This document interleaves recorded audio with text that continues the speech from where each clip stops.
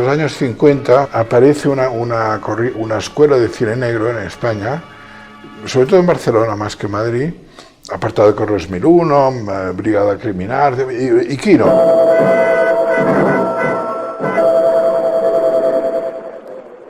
Ha sido un poco un cine que se ha llamado de serie B, que se hacía en Barcelona en particular, y con películas como Apartado 1001 y una serie de películas.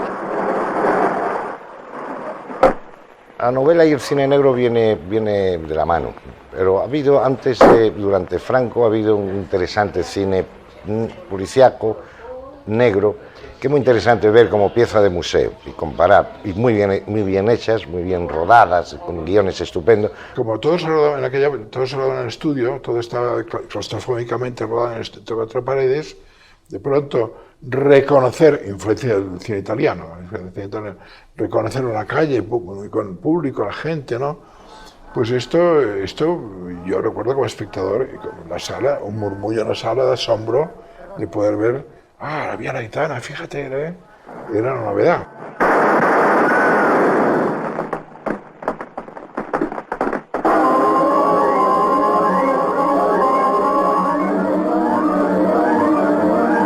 En un régimen como el régimen franquista no se podía probablemente ir más allá de algunos límites. El criminal siempre paga, ¿no? Cosa que era uno de los motivos de la censura en el Código Hays, es decir, que no se podía mostrar a un criminal exitoso. ¡Vamos, Oliva! ¡Atrás!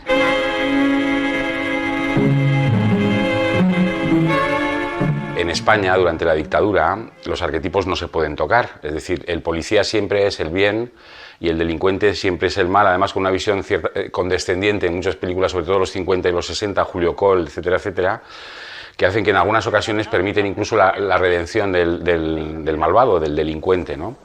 ¿Fue esta? Sí, señor. ¡Embustero, chivato! ¡Me calumnia! ¡Quieta! Lo que ocurre evidentemente es que la censura española era muy severa y no podía permitir la presencia de funcionarios corruptos, por ejemplo, ¿no? Policías, fiscales, etcétera. Y esto, claro, hace que el cine negro español sea mucho más blando. La censura fue clave en todo lo que había que contar en España, en el cine español, y te pongo un ejemplo muy curioso, que es que cuando a principios de los 50 dieron permiso para que saliera el caso, ese permiso llevaba implícito que solo podían contar un caso de sangre a la semana, en cada número. Solo podían hablar de un asesinato, porque si no se daba una mala imagen de España. En la España en la que no pasaba nada, no ocurrían crímenes.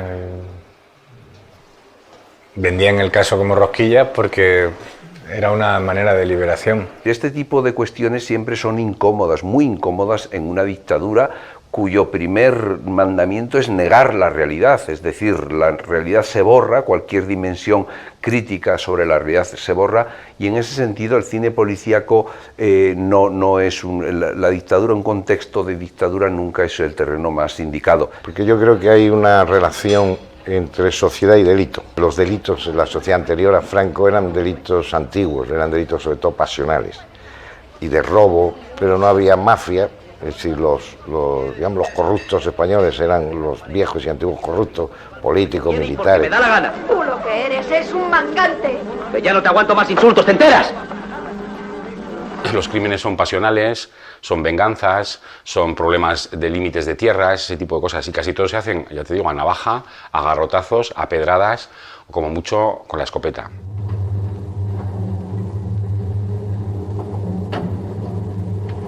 Ahora.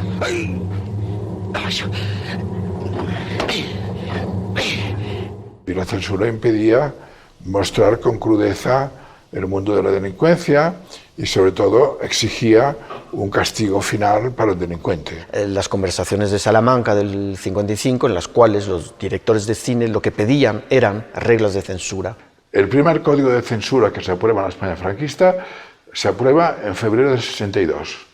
Se supone que este código de censura, largamente reclamado por la profesión, diciendo, hombre, pónganos las normas para que sepamos a qué tenernos, porque ahora estamos a ciegas y pueden prohibir de forma arbitraria cualquier cosa, ¿no?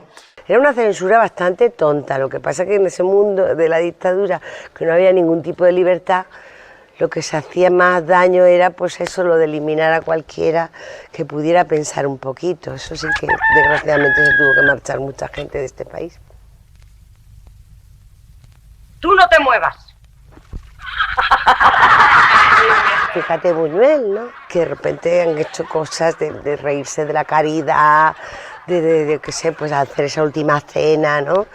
Creo que la censura pues, iba por otras partes. Ya sé que tienes un empleo muy decente, pero eso será poco dinero para Tano. ¿Dónde lo tienes escondido? ¿Debajo de la cama? Si yo quisiera encima, y tú lo sabes. ¡Maldita buscona! ¿Por qué no te miras al espejo? ¿Por qué no te vas a vender drogas para poderte comprar un bonito collar? Un día te retorceré el cuello como a una gallina. Atrévete si eres mujer. ¡Al cuerno! Todavía con Franco en vida, seguramente con vida pero sin vista, para verlas, se puso de moda lo que se llamaba el cine del destape, y entonces todas aquellas cosas que no se habían podido ver, básicamente los cuerpos desnudos de una mujer empezaron a verse, incluso se hacían películas que casi no tenían conflicto, que lo único que venían era a justificar una situación de desnudez física, ¿no?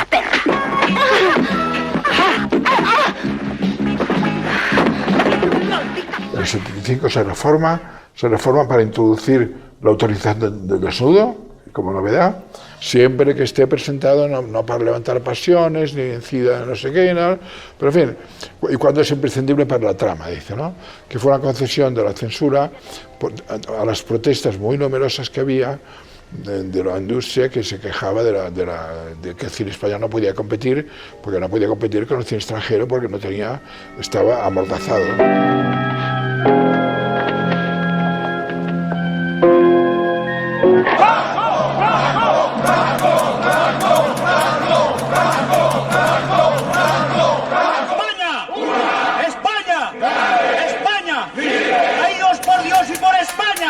Españoles. Franco. Amor. ¡Visco Franco! ¡Presente! ¡Viva España! ¡Arriba!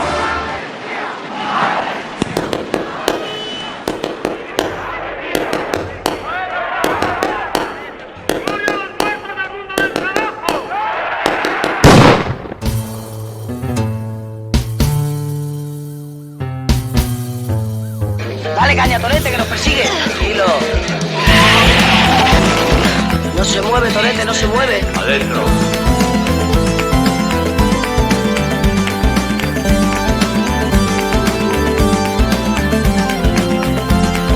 Un día, qué escopetilla tan maja.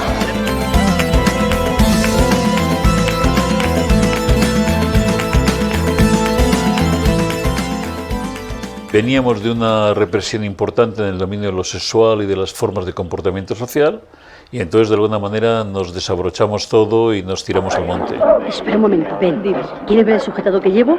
Es de lo más canalla que te puedes imaginar. Buenas, los traen de París. ¿Estás loca? Abróchate, que te van a ver. ¿Qué opina Fernando? No, todavía no lo he visto, es una sorpresa. Y el cine nos permitía el acceso a unas narrativas que fueron constituyendo una especie de acompañamiento visual, un acompañamiento vital de los territorios del cine, pero también de los territorios de nuestras propias vidas.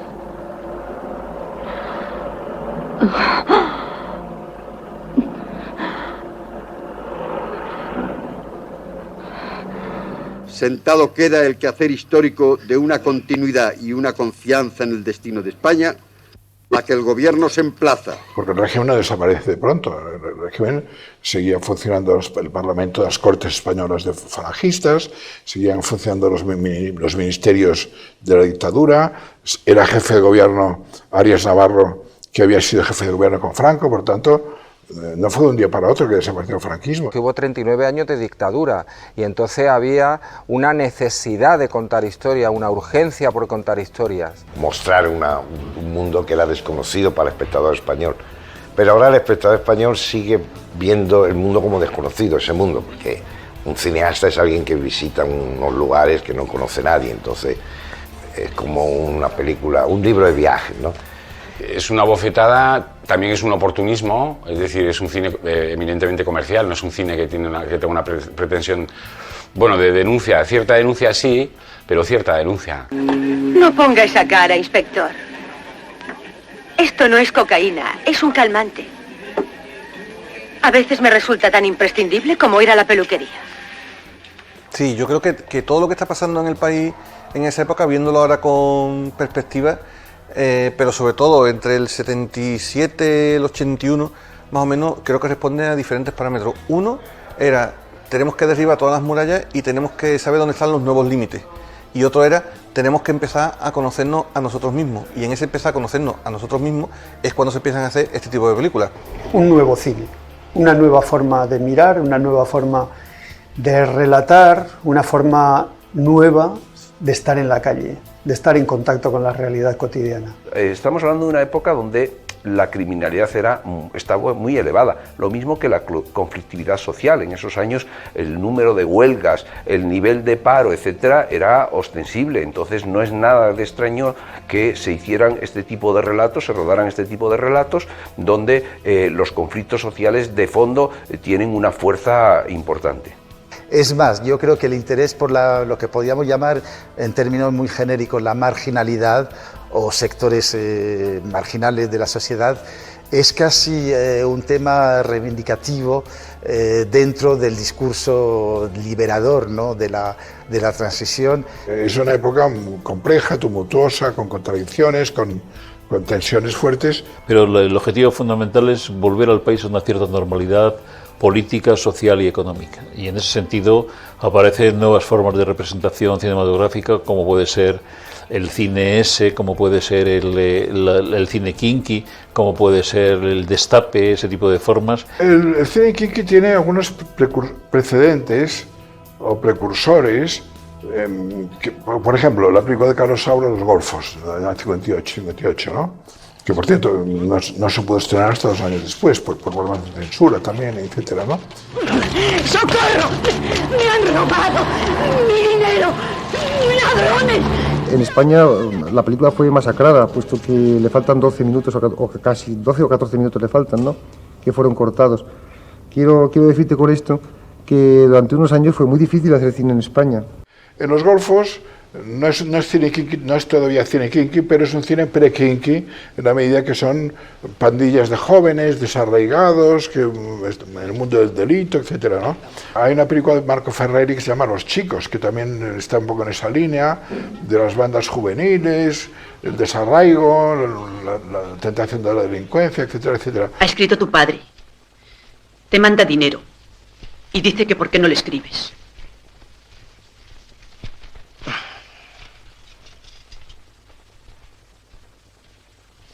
Muchas veces pienso que te sucede algo y que no tienes confianza conmigo para contarme tus cosas.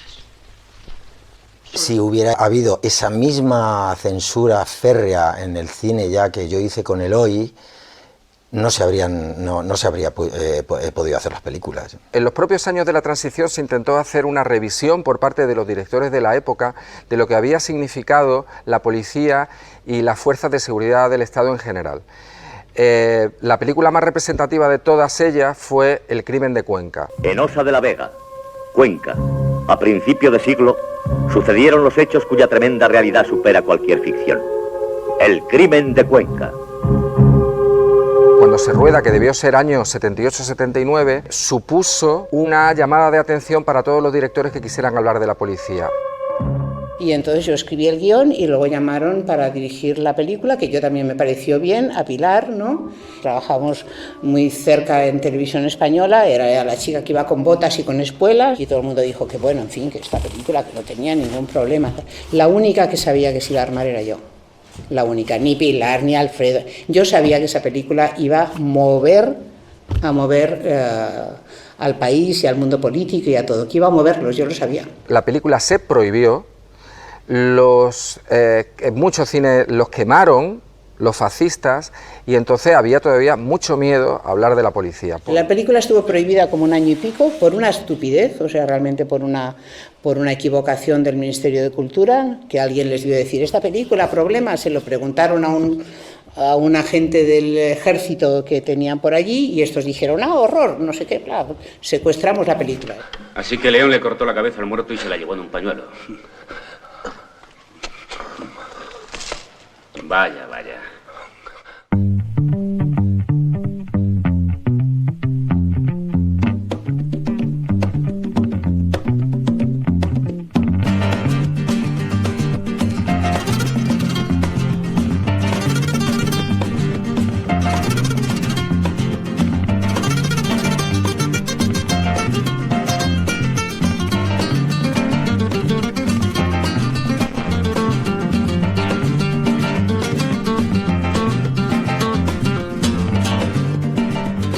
Dentro de lo que es el conjunto del cine criminal, efectivamente el cine kinky, que tiene un lugar en esos años entre el 78 y el 82-84, que es muy fuerte, porque hay unas películas muy significativas y que fueron películas muy populares. Es una forma de manifestación radical, violenta y contrasistema de los sectores juveniles a través del hurto, a través del trapicheo, a través de formas no legales en ese momento, ¿no? En el año 77 y en el 78 hay un montón de motines en las cárceles españolas porque los presos comunes están pidiendo la misma amnistía que parece que le van a dar a los políticos, ¿no? Y esa es la esencia de su es que nosotros somos igual de víctimas de lo que ha pasado en este país, ¿no? Es un momento en el cual en Europa, España y Madrid en particular se convierte en un hito de la modernidad, del cambio, de la transformación. Y con esa alegría que había, con ese alcalde que era Tierno Galván. ¡Roqueros! El que no esté colocado, que se coloque y al loro. Error en el hipermercado, horror en el ultramarinos, mi chica desaparecido y nadie sabe cómo ha sido. Que había fiestas por todos lados, mucha necesidad de crear cosas, ¿no? Y pues esos grupos, la movida. La irrupción de la droga es la que modifica absolutamente todo. Y la droga entra en España, es decir, fuera de los ricos siempre habían consumido droga. Así que con droga dura. Y heroína, nada menos. Como esto no hay nada, tío. Ni el chocolate, ni las anfetas, ni los tripis. Nada. ¿Qué pasa? Que da un colocón muy fuerte, ¿no? Yo he visto como periodista a niños con 12 años, con un mono, pero de muerte, ¿no? Y claro, se dedicaban a trapichear con droga, y te pillaban, te sacaban fuera, te llevaban a un reformatorio, pero no cumplías cárcel. Hola, rápido que estoy trabajando. Agur. Y en ese momento surge el cine kinky, que tiene una gran aceptación, sobre todo a nivel de determinados tipos de generaciones, ¿no? Edades, núcleos sociales, creo yo, ¿no? O sea, ambientes clase media baja, etcétera, etcétera, fundamentalmente, y que retrata solo una parte de lo que es el espectro delincuencial de la época, que es también el que, por otro lado, da más miedo a la sociedad común, la de los atracadores, las de los tirones. ¿No has oído a mi colega o qué? Le duele mucho la muela, dale todo lo que te pida. Venga, tía. Refleja de manera hipervisible, de manera a veces exacerbada, refleja estas temáticas, mezclando todo lo que era tabú, por ejemplo, mezclando temas que no se habían tratado o que se habían tratado por separado, como es la violencia, el sexo y las drogas. Un crío, tengo solo 15 años, pero con más rabo que la pantera rosa, ¿vale? Coño, que sí, vale. Además reflejado una serie de cosas que simplemente no estaban ahí, no se les estaba dando voz, no se estaban escuchando, o se estaba haciendo por una manera muy minoritaria. Es lógico que de pronto un país que despierta a una serie de libertades y que tiene una serie de posibilidades que antes no tenía, pues de pronto todo esto estalle. Colega, que si empezamos a estar todo el día colgados no salimos de esta ruina a la puta vida. Pero tronco, con la marcha que llevamos... ¿Cómo que marcha? Tenemos que hacérnoslo bien. Estoy hasta los huevos de pegar tirones, de reventar cabinas y de toda esa chorrada. Es como cuando nos hacemos un buga. Estamos por ahí como gilipollas dando vueltas hasta que se acaba la gasofa y luego ¿qué? Pues a mí eso me enrolla que te cagas.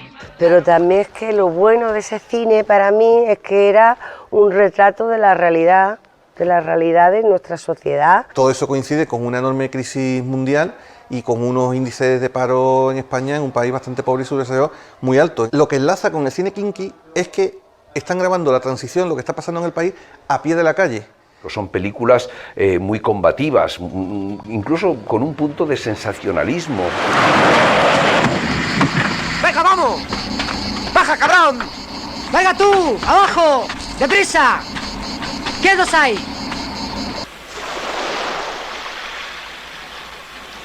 Puedes irte a una película mucho más estilizada como Deprisa, o puedes ir tras de Eloy de la Iglesia o José Antonio de la Loma para ver cómo los códigos de residuo social, de violencia, de intriga, o sea, los clichés del género en el lado más social o en el lado más puramente cinematográfico estaban reflejados.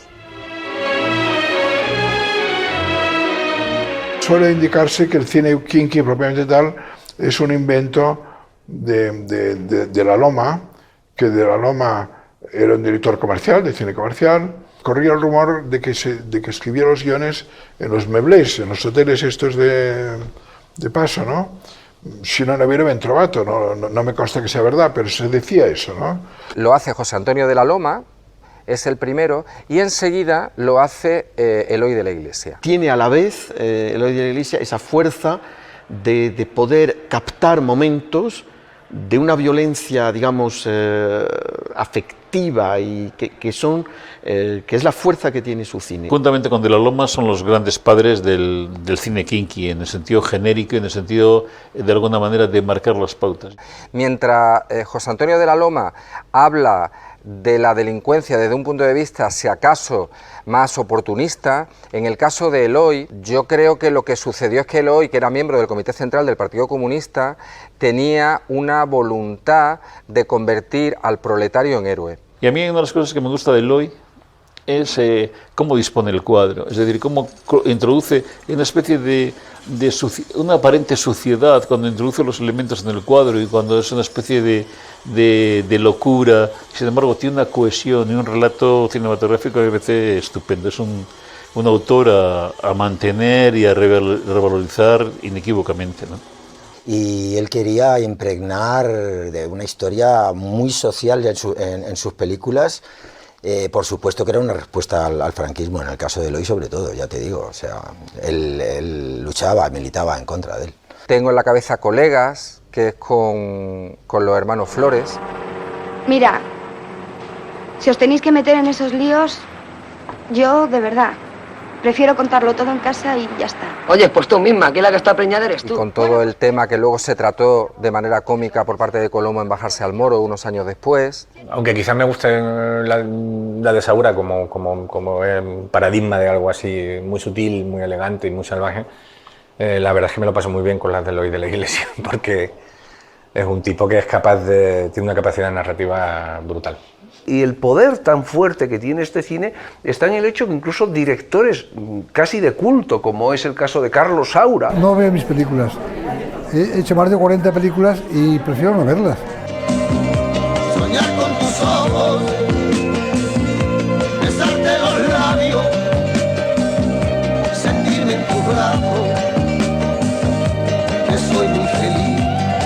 Hacen películas donde aparecen estos personajes. Saura hace Deprisa, Manolo Gutiérrez Aragón hace Maravillas, donde aparecen estos personajes. Es decir, que incluso la realidad social se impone incluso en gente que no quiere hacer un cine kinky, sino que hace otro tipo de cine.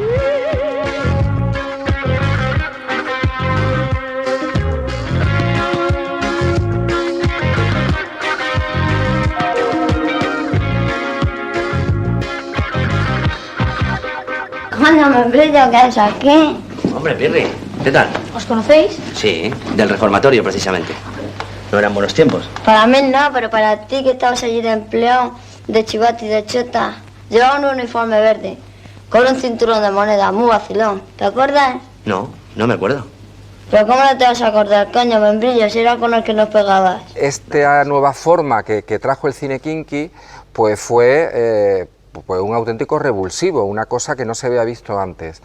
Seguían doblando, pero ya sacaban la cámara a la calle, rodaban, pues no sé, en el cementerio de la Almudena, el barrio de las Ventas, en Carabanchel, en todos esos sitios que realmente existían, pero que nunca habían tenido su lugar en una película. Vamos esta misma noche, pero hay que ligar a muchos pibes.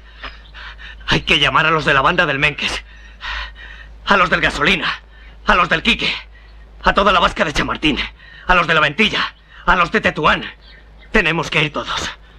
Todos. Yo me acuerdo de películas como La estanquera de Vallecas, me acuerdo como Navajeros, que fue uno de los elementos claves, o el mismo El Pico, que nace en un contexto determinado, la droga, la supervivencia, la razón política o cómo se manifiesta en el marco político del País Vasco.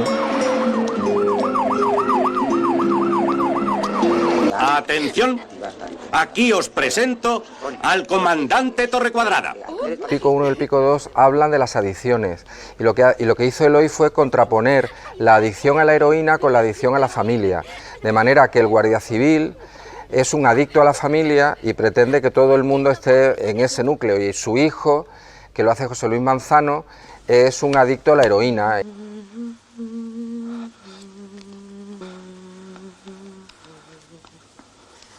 Mira, a mí la que más me gusta es la que no es de estos, que es Deprisa, deprisa. Esa es para mí la mejor de todas, con mucha diferencia. La de Saura, escrita por Querejeta. Y es verdad que hay muchas diferencias, ¿no? Lo que puede hacer eso José Antonio Aloma y lo que puede hacer Carlos Saura. Pero creo que sí que había como capturada una épica, ¿no? Que a lo mejor en las otras películas estaban hechas con mayor naturalidad y dándose menos importancia, pero claro, Deprisa, deprisa era más pretenciosa por ser casi enciclopédica, pero tenía cierto aire trágico lorquiano que a lo mejor las otras no tenían, que tenían otras cosas muy buenas.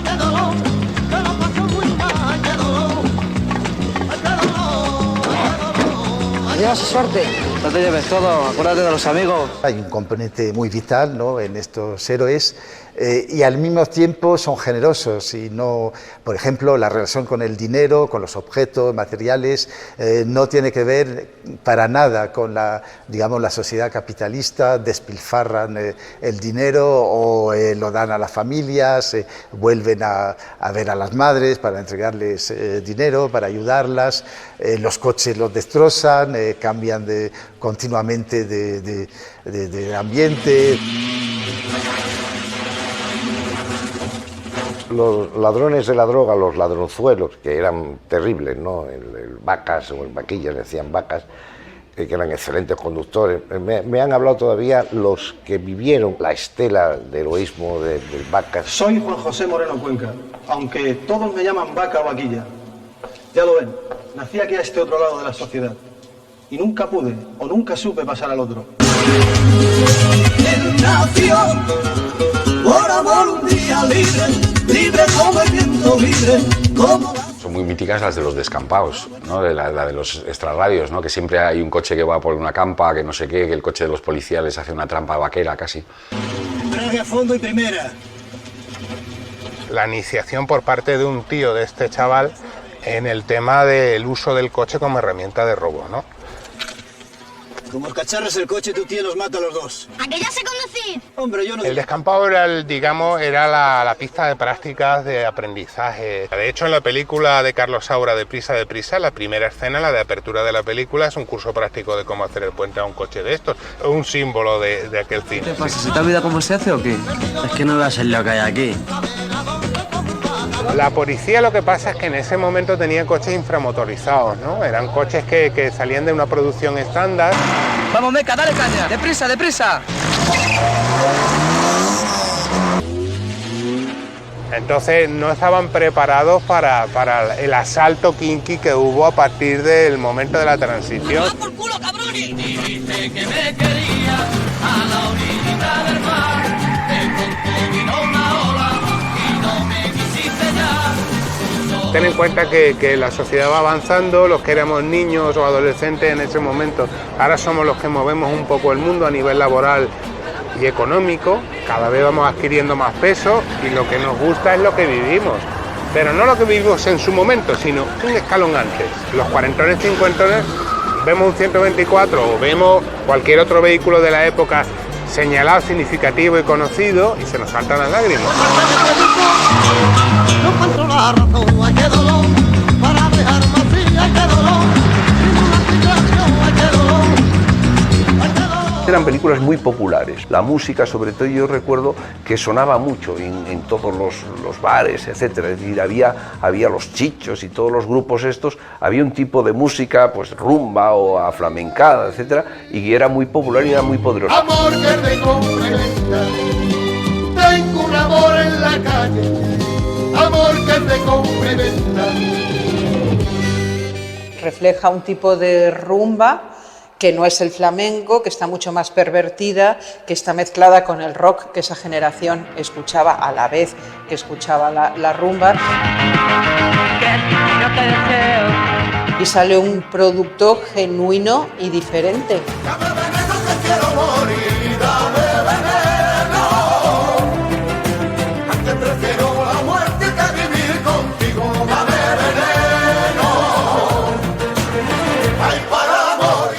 Tanto que les gusta hablar aquí de mestizajes, eso es el verdadero mestizaje.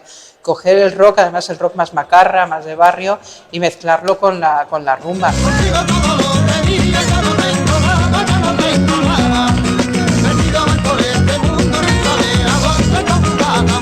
Pero si luego salen un grupo como tres potros salvajes árabes de estos desbocados, cantando a presos, verdades, historias, a todos los traumas de la vida y problemas, pues hombre, se nos tendrá que prestar atención. Fue los primeros, cuando la gente estaba acostumbrada a escuchar una lágrima cayó en la arena, los chichos venían cantando, papá, tú no pegues a la mamá, o estoy metido en la droga. Nosotros denunciábamos lo que le pertenecía manifestar a los políticos. Tú tienes la llave del corazón mío, campo de la bota donde yo he vivido. Ahora cuando me separo de él y entro en la mina, vas a sentirme independiente por primera vez. Acabo de cumplir 13 años. En pocos meses se me conocerá y se me respetará en todo el barrio. Los chichos se fueron a ver al Vaquilla a la cárcel, estuvieron allí hablando, estuvieron contando y a raíz de ahí ya fue cuando se hicieron las canciones y ya se grabó el disco. De ahí partía el guión. Nos dijo el de la Loma que había que hacer unas canciones sobre el Vaquilla y sobre la vida de él y nos metió en la película. Yo quiero amar, mi vida para amar. En aquellos tiempos no había canciones que traspasaran Hombre, no somos tontos, sí, somos una leyenda viva. Somos una leyenda viva. Hasta que Dios quiera. Yo me enamoré de ti, sin saber quién era. Para mí también era un poco bandera decir que te gustaban los chunguitos o que te gustaban los chichos. Era un poco como que tenías que ponerte duro y defender una postura, porque de nuevo los intelectuales de la música... Lo único que sé es que me estaba tomando un cubata tan tranquilo y de repente se lió una movida y llegaron los carros y nos ligaron a todos. Deja a este de mi cuenta durante 10 minutos y verá cómo canta. A ver si le echabas tantos huevos, macarra mierda. ¿Para qué? ¿Para que esos periódicos vayan diciendo por ahí que aquí torturamos a niños de 15 años? Y que yo creo que, por ejemplo, los maderos, los policías, seguramente sí iban a ver esas pelis. Porque el policía compartía clase social con el kinky muchas veces. Eran muchas veces de los mismos barrios, ¿no? Entonces yo creo que se reconocían a los unos y los otros. Sobre todo los policías nuevos. Porque los policías viejos eran, pues eso, esos señores que venían del franquismo, acostumbrados a dar unas cuantas hostias y tal, en esa época de transición en la que es muy posible todavía dar muchas hostias, ¿no? Eran de las que íbamos a ver al cine, porque además eran películas muy divertidas para ver juntos, porque nosotros probablemente le sacábamos otra punta. Está colegas que están, Rosario y Antonio, y sobre todo Carlos Berlanga era muy fan de Colegas, porque decía, vamos a ver Colegas, que aborta Rosario con una percha, y le dábamos otro aire. Abre bien las piernas y relájate. Yo recuerdo la segunda parte presentada en Valladolid, el Pico 2, con la jeringuilla allí durante un minuto picando, o sea, con el chute este, realmente la gente, o sea, gritaba en el teatro.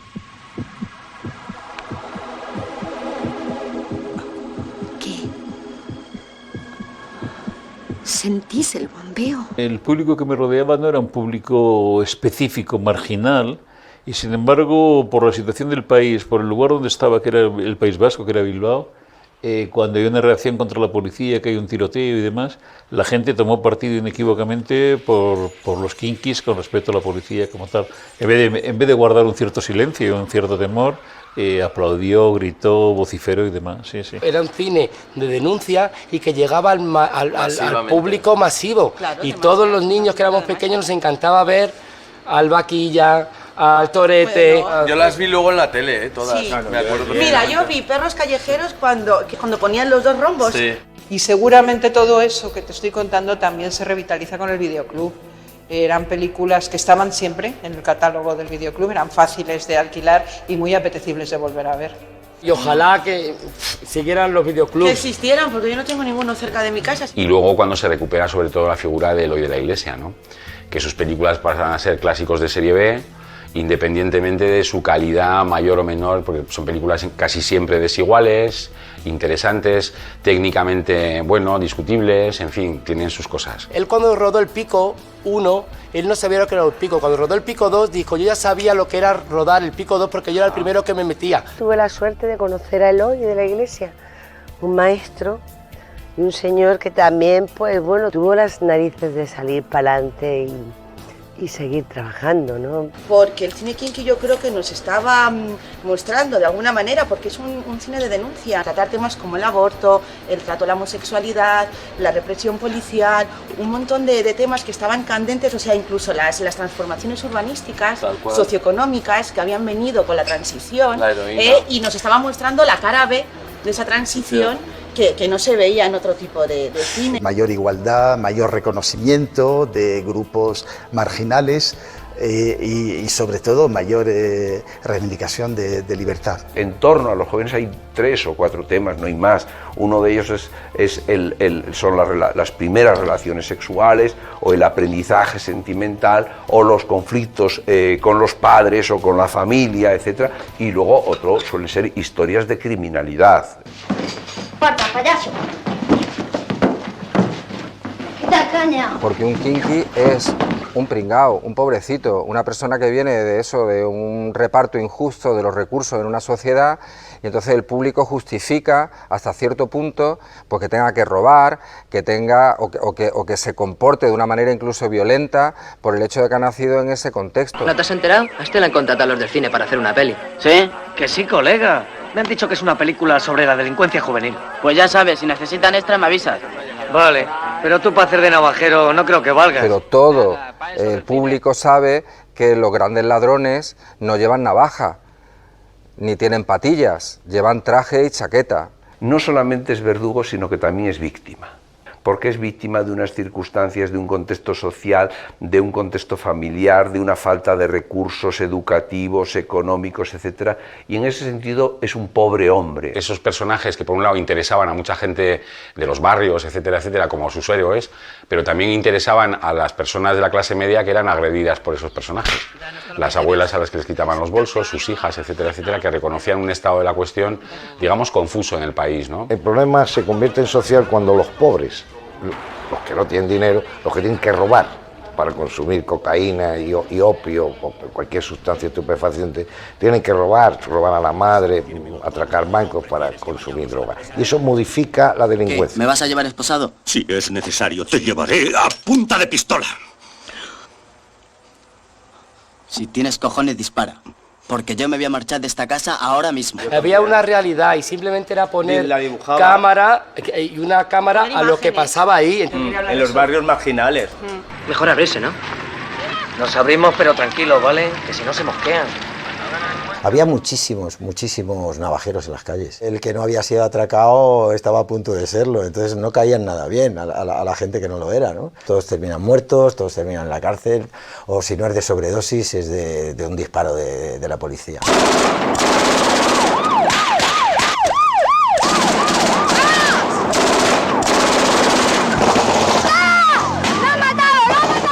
Están en un gueto y te quiero decir, y sin ninguna posibilidad de nada. Bueno, pues ya está, si me voy a morir, ¿por qué más me da que sea de un pico o qué más me da que sea de un atraco o de un palo? Creo que formalmente lo que destaca de las películas de cine kinky sobre el resto de películas es que no están protagonizadas por actores.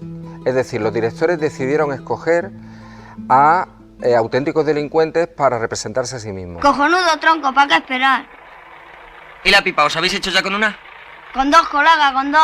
Conocí al Pirri, que el Pirri, te digo, que me parecía de verdad, pues eso de los... A mí me ha parecido los mejores actores del mundo.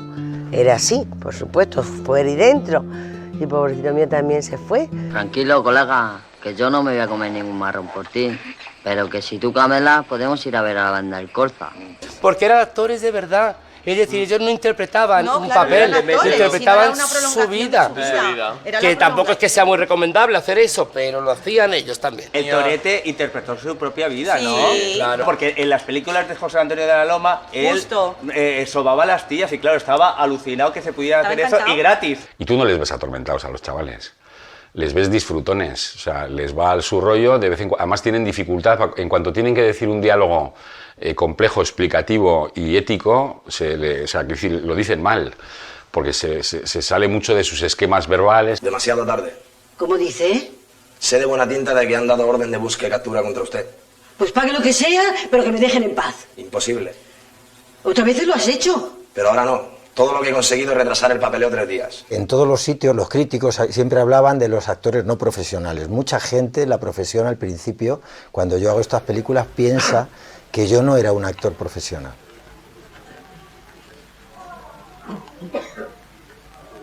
Cuando ya se plantea hacer el diputado, me llama y me dice, ¿qué te parecería si el Ness, tu personaje del Ness, apareciera en la siguiente? Y digo, pues un regalo absoluto. Hombre, Ness, ¿cuánto tiempo sin verte? Claro, como ahora no quieres saber nada conmigo. Iba sobre un diputado del Partido Comunista. El Partido Comunista decidió cofinanciar la película con tal de que se dijera que ese diputado homosexual no era del Partido Comunista, sino que era de un partido socialista. Cantaremos a la libertad, cantaremos a la libertad, para que salgan de este pueblo Mussolini. Usted es amigo de Carrillo, pues sí. Usted es amigo de fulano, pues sí. Usted es amigo de la Pasionaria, pues sí. Pero usted no sabe que no se puede ser amigo. ¿Quién ha dicho eso? Que no se puede ser amigo. ¿Cómo no voy a ser amigo? Si son mis amigos. Pero es que esos señores están en el exilio y estamos deseando de cogerlo. Digo, bueno, pues cójanlo. Pero que yo soy amigo de ellos, además ellos son los que organizan mis conciertos, le decía yo. Hubo mucha gente del partido que le molestó. Porque, pues precisamente por eso, por hablar de un homosexual comunista, ¿no? Porque aquí no solo en el franquismo se perseguía a los homosexuales. Sí, desde luego debes hacerlo. Estos no se andan con coñas. En mi última escena de la película voy a ver a Sacristán, a Pepe, al personaje de Pepe, y me abre la puerta y me dice que por qué le he vendido, ¿no? ¿Por qué has hecho esto? ¿Por qué? Y yo le dije... Ya ves, a ti te resultó fácil comprarme, ¿no? Pues a ellos también. Que el antihéroe arquetípico del cine español podría estar representado por los protagonistas de estas películas, sobre todo porque abarcaban un lenguaje y una temática muy amplia, no solamente en lo cinematográfico, sino también en lo musical, en el vestuario, en la forma en el look. Es decir, que hay una serie de rasgos que los definen como héroes, son jóvenes, son guapos a veces, están llenos de vida, sobre todo en el cine de Eloy de la Iglesia, una especie de nueva figura masculina o identidad masculina, una nueva masculinidad, desde la reivindicación del cuerpo, como lo mismo que la hubo aplicada a la mujer en el Destape. De repente en este cine se aplica esto al hombre. Veían este tipo de películas porque era la primera vez que mostraban, y eso es verdad, hablamos del cine del Destape, solamente se veían los coños de las mujeres, de la cantuda y tal, pero en los cines de estos se veían a los tíos con los rabos. Pero al mismo tiempo también los convierte en objetos homoeróticos, porque la manera que tiene de retratarlos son efectivamente como modelos viriles, como modelos de hombre, como modelos sexuales. Pues Eloy en eso pues, fue un precursor total. O sea, es, por así decirlo, uno de los pioneros del cine gay español. Compartía vida con este chico tan guapo, con Manzano, que era un sex symbol, que acabaron todos en la cárcel metidos, y acabaron todos en una yonkis perdidos. Claro, ellos se cogían el muso porque les gustaba. Claro. Y el Warhol se cogió a Yo de Alessandro, el Eloy de la Iglesia se cogió a Manzano y Pasolini a los suyos. Yo creo que hay una diferencia bastante grande entre Warhol y de la Iglesia y Pasolini, que yo creo que sí que están en el mismo lado. Warhol era un tío muy listo y muy frío. No se involucraba con los personajes, es decir, Joe de Alessandro estaba muy bueno, lo filmaba y estaba en la Factory y punto. Tanto Pasolini como Eloy se implicaban, se liaban, se emocionaban, se obsesionaban, vivían con las personas, entonces había una relación más allá de lo artístico o del cine. Warhol para nada, o sea, por eso Warhol sobrevivió de alguna manera y ellos no. Yo creo que Pasolini es más poético y él, digamos, que elige la prosa. O sea, tiene mucho más músculo en el sentido narrativo. Era un intelectual maravilloso, cosa que le pasaba también a Pier Paolo. Y los dos homosexuales, etcétera, los dos comunistas, o sea que hay ahí unas líneas paralelas. En el cine de los años 60, en todo el mundo, pero probablemente más en Europa, en el cine francés e italiano, pues los jóvenes son protagonistas, por primera vez casi. Yo los llamo héroes del lumpen, es decir, que proceden de determinados ámbitos socioeconómicos, son víctimas del sistema. Ese cine adolescente lo tienes, por supuesto, en la figura de James Dean. La mitología acuñó ya hace muchos años la figura del bad good boy, ¿no? Del chico bueno malo, ¿no? Está Humphrey Bogart, por ejemplo, sin ir más lejos, en los años 40, ¿no? Que es un personaje que está fuera de la ley, pero a la vez tiene un encanto romántico porque es un rebelde social que lucha contra la sociedad injusta. Los malos siempre son los más atractivos. Hay que pensar, yo no sé, pienso en Scarface, que al propio Capone le cogió y medio le secuestró en un coche y le llevó y le dijo: tu película está bien, que no deja de ser muy divertido. Yo creo que seguramente es mentira, pero que hasta los propios malos se reconozcan en lo que están viendo. Porque de repente esos eran como unos malos tan buenos. En las películas de Kinky que tú hablas, es que dices, no me importa que roben el banco, ¿no? Y además cuando se roba un banco y no pasa nada, qué alegría, ¿no? Porque estamos hartos que nos roben a nosotros. Humanizar al delincuente juvenil es una forma de plantearse, o al menos de hacerse la pregunta, ¿por qué este chico de 17 años consume droga o por qué tiene que robar, etcétera? Y eso le da una dimensión importante. En ese sentido, yo pienso que el cine kinky, lo que convencionalmente llamamos cine kinky, es un cine que, al menos en ese momento, plantea algunas reflexiones y amplía el espacio, diríamos, de lo que la sociedad en ese momento se está planteando. Los padres siempre somos los últimos en enterarnos. Mire usted. Yo creo que es un nuevo modo de rebeldía juvenil que hace mella en el público adolescente de entonces. ¿Ya no sois colegas o qué? Quiero pillar 5 talagos de burro, pero no te habías limpiado.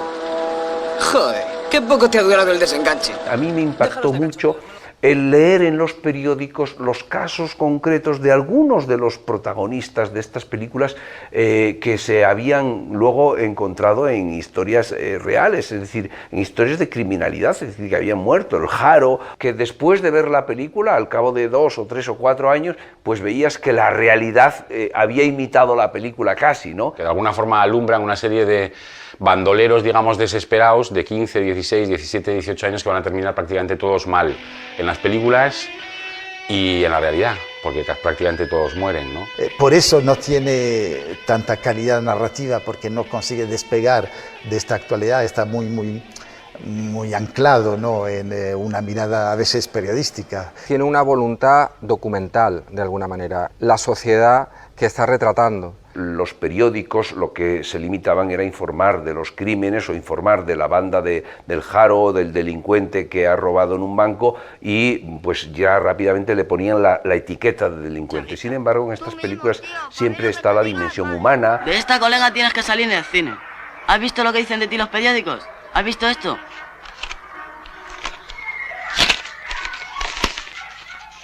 Haro y su banda... Estamos hablando de un cine que es para la cultura de masas, gracias a los medios de comunicación, en prensa escrita y sobre todo sensacionalistas, les dan una notoriedad. Que nada, lo que pasa es que tú eres más famoso que el Lute. Claro, tío, si eso ya lo hemos hablado. Yo creo que es uno de los delincuentes más genuinos, pero de una época determinada. Evidentemente tenemos aquí una trayectoria y un pasado bestial con los caballistas y los bandoleros de montaña en Andalucía, ¿no? Es lo de siempre, es la vieja historia, ¿no? Es decir, estamos con España se está desmoronando y tenemos un bandolero, entonces vamos a ponerlo en primera plana para que la gente se olvide, ¿no? Tras su detención, el Ministerio Fiscal pidió para Eleuterio Sánchez las siguientes penas. Eleuterio Sánchez, que realmente era kinky, no era gitano, quincallero o kinky, o andarrío se llamaban también. Andarrío, que probablemente sea un pueblo medieval, itinerante, buhonero, y que vendían quincalla, ¿no? No debe ser sinónimo de bandido, de ladrón, como se utiliza en el lenguaje coloquial español. Kinky, ladrón, no. Lo timaron, lo engañaron, porque el juicio del Lute es echarse las manos al cuello, vamos, es espantoso, ¿no? La prensa de la época ayuda exageradamente, se pone de parte del poder y los discursos, los artículos son en contra de Eleuterio, que necesitaban alguien que pagara. Vicente Aranda hizo una película de Camina o Revienta, incluso Eleuterio ayudó en el guión y le dio las claves. Y era el artífice de todas las huidas, ¿eh? Porque se conocía toda la zona por donde pasa la película, donde se rueda la película, en Dos Hermanas, en Cártama.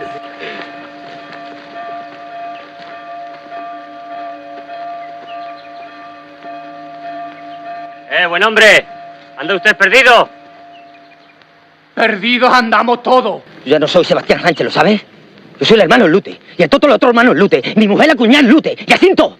Eleuterio me decía, no estaré exagerando cuando rodaba aquellos gritos y dice, bueno, no, le tenían que dar con un palo hasta dejarlo inconsciente.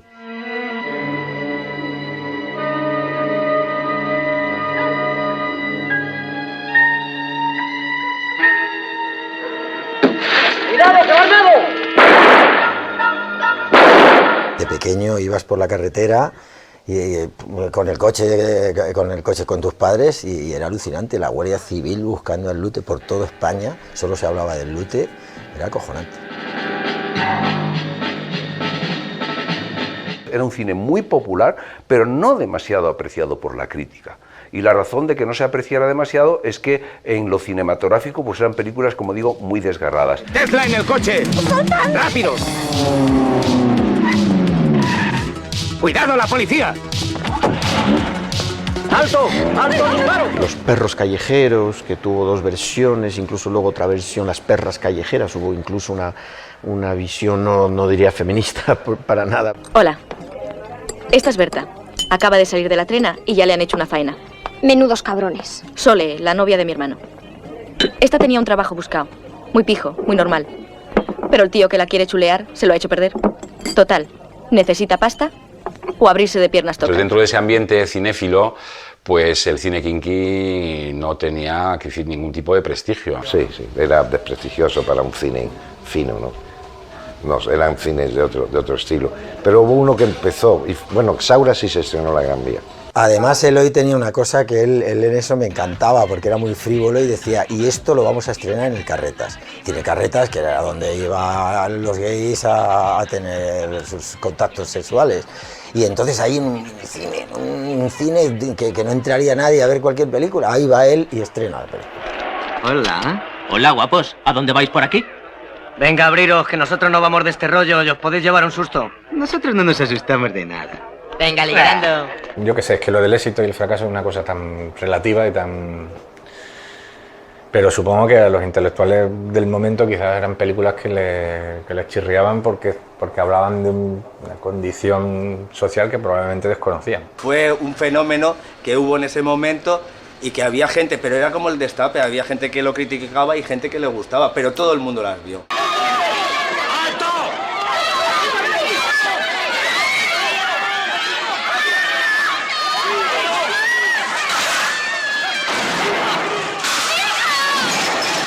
En la segunda mitad de los 80 sobre todo, y luego ya con el acceso a la Unión Europea, etcétera, y en toda esa transformación, cuando se hace un cine policíaco, neo-noir, etcétera, en los 90 yo creo que el contexto es tan diferente que ya no permite, aparecerá un cine policíaco vinculado a otros aspectos. Esto explica que en los 90 puede haber todavía una vuelta a estos ambientes y a estos planteamientos de la realidad social vista desde su otra cara, la cara negra. ¡El oro! ¿Dónde está el oro? ¡Dímelo, Nani, o te quedas aquí! ¡Cabrón!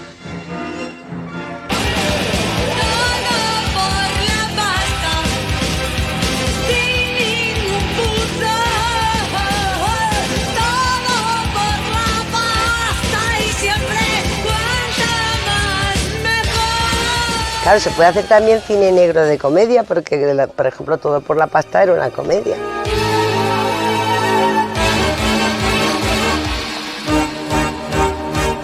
Ese papel estoy muy orgullosa porque me lo escribieron para mí, pensando en mí.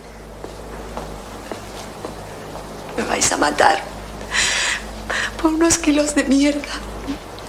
No sois pasma. Nos vamos a cargar a todo un cabronazo, así que por una puta de... Estuvimos 2 semanas haciendo solo impactos. Todo por la pasta fue la primera vez que se oían los tiros de verdad. Antes la película española, ¿no? Y aquí era ¡bam!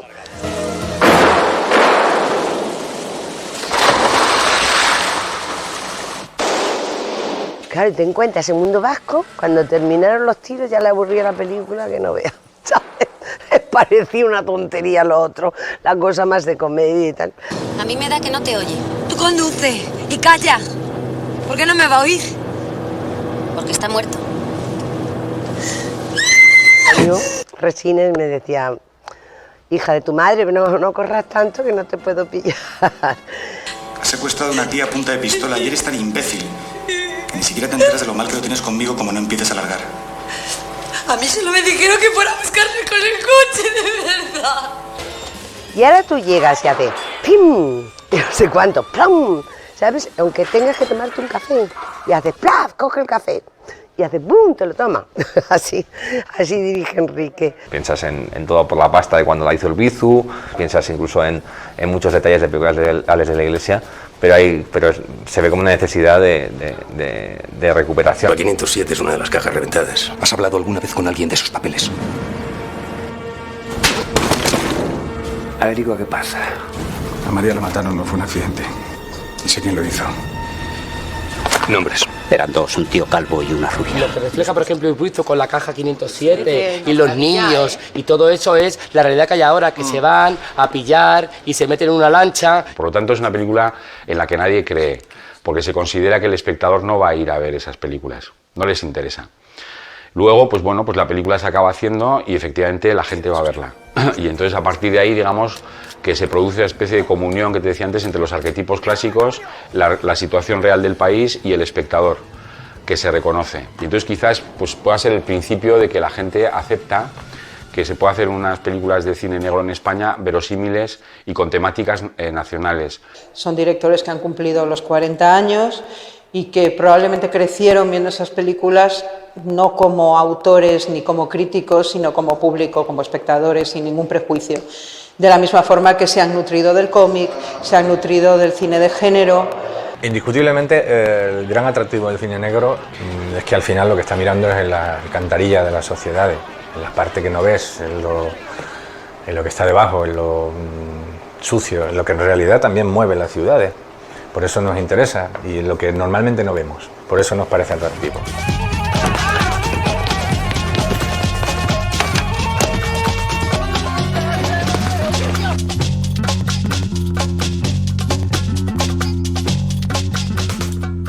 Si te fijas, fíjate, es una película que parte un poco de lo mismo, parte de una experiencia real, porque mi hermana era asistente social y trabajaba en una casa de acogida de niños. Y entonces yo iba un día a la semana a jugar fútbol con los niños, básicamente a que no se pelearan entre ellos. Y un día estando con ellos, pues realmente pensé que esta gente no tiene futuro, no lo van a tener. No, y son maravillosos, eran muy pequeños, tenían 7, 8 años. Y nosotros nunca pensamos que estábamos haciendo una película para niños, quizás, bueno, para niños, para adolescentes, que fue quizás por lo que la película funcionó. ¡Abre la puerta, hostia!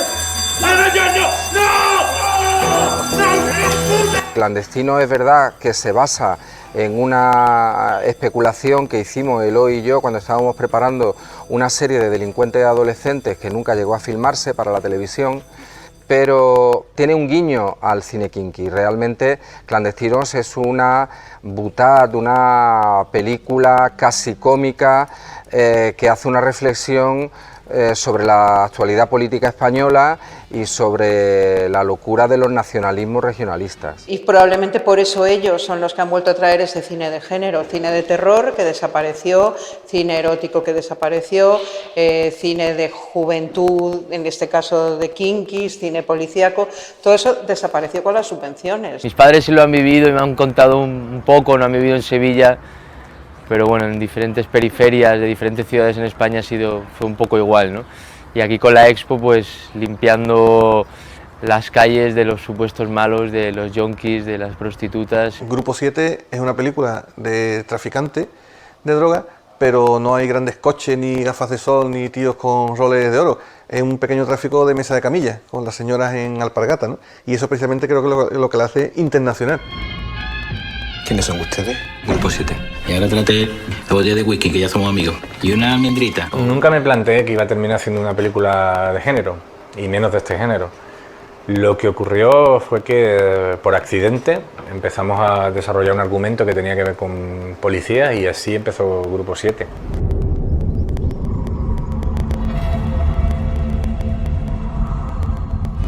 Una película que de alguna manera trata de los residuos de la transición, como es la Isla Mínima, consigue precisamente despegar de la actualidad y entonces volver sobre una memoria más anterior, la memoria de la transición. La Isla Mínima es lo mismo, es un thriller, pero en el fondo es una metáfora sobre la transición, ¿no? Sobre lo que pasó en este país, ¿no? También el cine negro suele aparecer en épocas convulsas, cuando las cosas no van bien, cuando la sociedad tiende a preguntarse bueno, algo de lo que tenemos dentro no va bien. No sabes nada. ¡Nada! Ten mucho cuidado con quien te está informando. Ese solo quiere sangre. Suéltame. Es un cine que era industria en España, que vuelve a ser industria, porque ahora mismo si cogemos algunos de los títulos más vistos en cine en los últimos años, son esas películas que retratan estos policías corruptos, estas tramas oscuras, policíacas. Si empezamos a hacer género aplicándolo a nuestras historias particulares, van a salir buenas películas, van a salir películas con personalidad y van a salir películas que internacionalmente van a tener mucha potencia, ¿no? Y es lo que ha sucedido. Se ve como una necesidad de recuperación, ¿no? De igual manera que está Tarantino recuperando spaghetti westerns, pues alguien de aquí que recupere el cine kinky. Os he llamado porque vuestra profesora Carmen Vargas se reincorpora a las clases hoy. Y no quiero que haya ningún problema. ¿Problema por qué, maestra? Y nosotros no le emocionamos. Y es ella que te chala, que quiere que haga yo. Eso es verdad, maestra. Mira.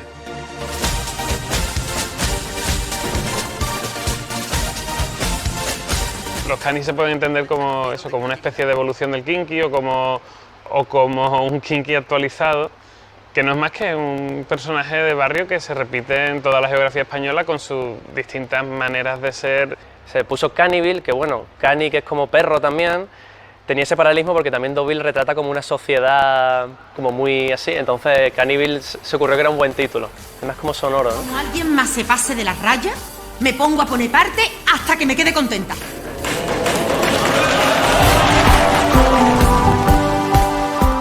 Con la difusión que hay en internet y que no sabes muy bien a dónde llegan las cosas y que, no sé, puede verlo cualquiera, te das cuenta de que el concepto de ficción no todo el mundo lo tiene muy bien amueblado. Es que nos parece que estos personajes son muy puros, muy auténticos para poder contar esas historias. Es decir, cuando odian a tope, cuando quieren a tope, es como si tuvieran un sentimiento nada más y van con él a tope. Entonces son personajes muy puros, muy instintivos. Eres máquina, cojones. ¿Viste que anda? Te va a tomar morado, ¡Ah, pero ya, chiquillo! Adiós, Julián, pare. Adiós, Julián, pare, Julián, vence, adiós, cojones. Hostia, me alegro de verte, Hombre, es como, hombre, te va a ir para allá, hombre. Bueno, ya, hombre.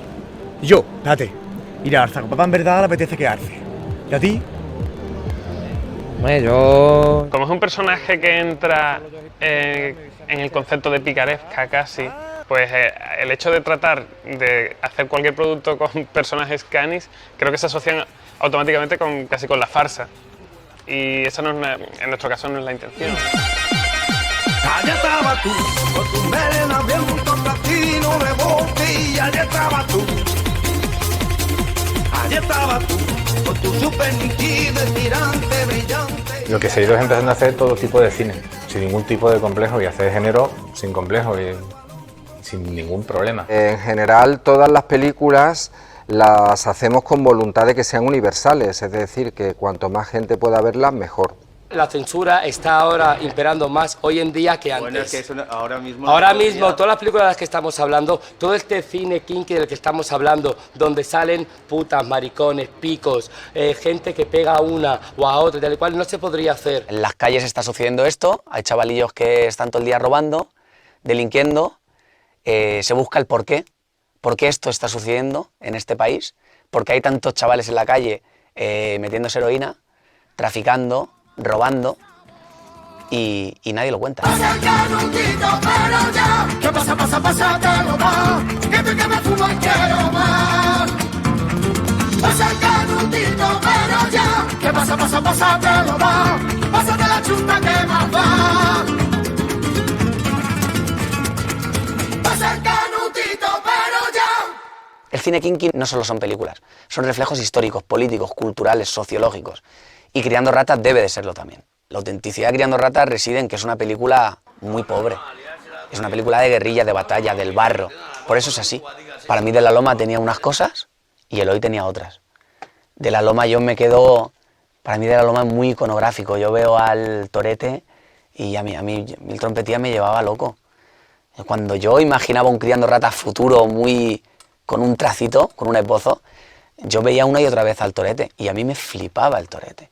En cuanto a Eloy, creo que era un hombre demasiado inteligente, muy inteligente, que sabía cómo crear controversia y desde todos los puntos de vista además. Él decía, aquí hay un problema que, señores, tenéis que verlo y tenéis que buscar respuestas.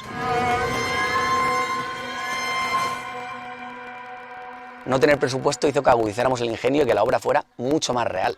Fueron meses de búsqueda de encontrar a ese chaval especial, a ese chaval inteligente, carismático, con un discurso profundo o con una mirada entrañable que empatizas enseguida con él. O sea, creo que hay muchos artistas dentro de mi película. Lo que pasa es que antes de rodar ellos no sabían que lo eran. Jurado por mis muertos que te lo traigo todo. Yo sí que he hecho Criando ratas y hacer de kinky como lo he vivido. Me he fijado mucha gente de la calle y entonces he podido interpretar. ¿Cuánto es? ¿Cuánto me tienes que dar? Sí, 1000 pavos, 1500. Si llega a mi casa ya vienen 80 gramos. 80 gramos. Pues Ramón podría haber sido cualquier cosa, un hombre de éxito, porque tiene todas las capacidades necesarias para ello. Claro, cuando yo lo pruebo en la pantalla, yo cuando escribo Criando ratas, yo la escribo para él.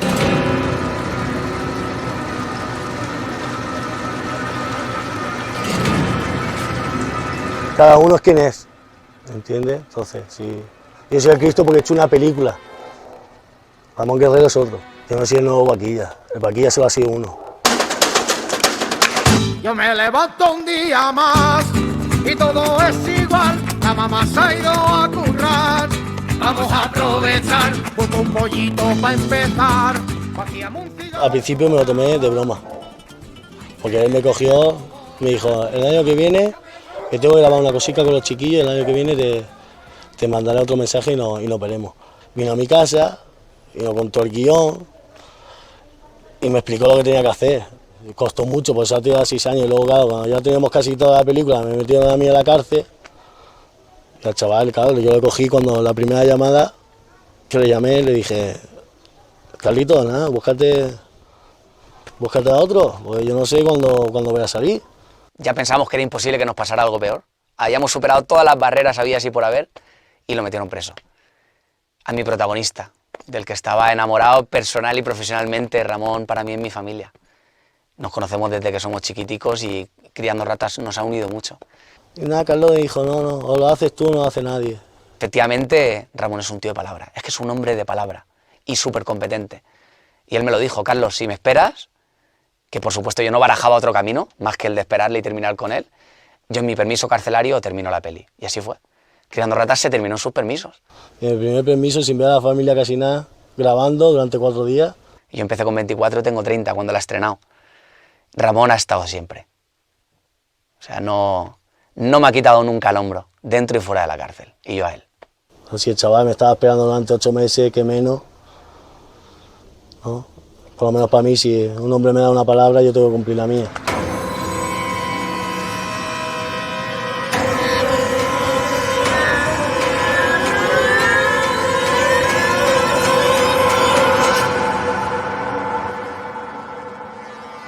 los cineastas hace mucho tiempo que llevan haciendo los deberes, que se alejaron de ese cine de autismo, que digo yo, más que de autor, que alejó a los espectadores de las salas. Desaparece la censura y aparece el cine kinky.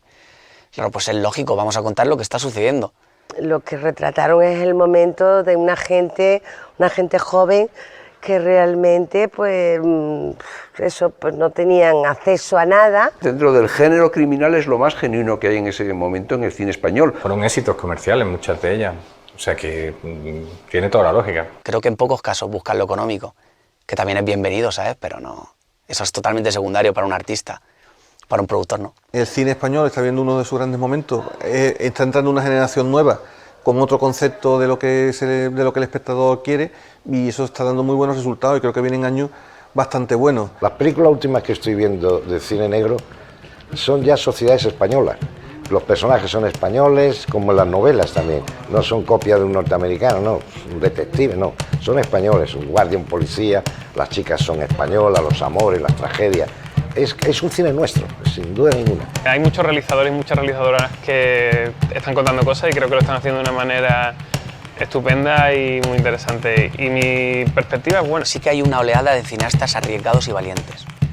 Vigalondo, Bermud, Sorogoyen. Creo que somos una generación que venimos a contar muchas cosas de manera distinta y, por supuesto, a saltarnos los límites y a estar un poco en la vanguardia, a intentar transgredir. Y creo que este cine de género pretende hacerlo. Se hace un cine muy variado, que tiene en general muy en consideración al espectador, para bien, y me parece que conviven una serie de generaciones de cineastas diferentes, pero al mismo tiempo apasionados por el cine, todos de distinta manera, y muy estimulante. Quizás ha sido el cine kinky y el cine de pandilleros el que mejor ha reflejado pues esas desigualdades sociales. Que forma parte de personas que tenemos distintas edades y que forma el colectivo de todos nosotros. Para toda la vida. Para toda la vida.